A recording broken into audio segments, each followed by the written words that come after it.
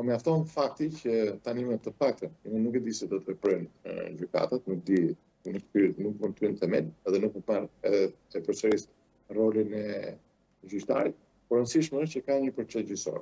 Dhe uroj që të gjithë të shkojnë para ligjit dhe të përgjigjen për veprat penale që kanë bërë. Por, në fakt, mirë do të ishte që ishte bërë dhe një ndryshim i madh në ligj. Nuk mjafton vetëm penaliteti me 6 muaj, 1 vit apo 2 vjet, se kjo në fakt po bëhet rutinë kohët e fundit. Kupton, vjedhen miliarda dhe çuditërisht dënohen njerëz dhe pastaj paratë shqiptare nuk gjenden kurrë. Një ndryshim duhet bërë.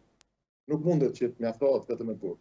Pyetja është ku iku pasurinë shqiptare, ku ikën paratë tona, sepse gjithë ne paguajmë apo taksa.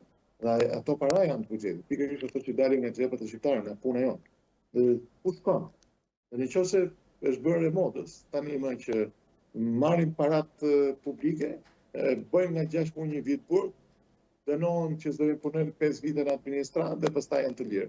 Po paratë shqiptarëve u kthyen.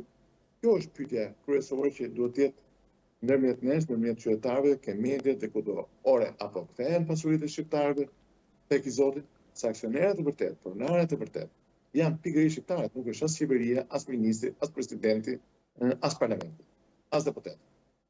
Pronarët e vërtet janë dhe shqiptarët.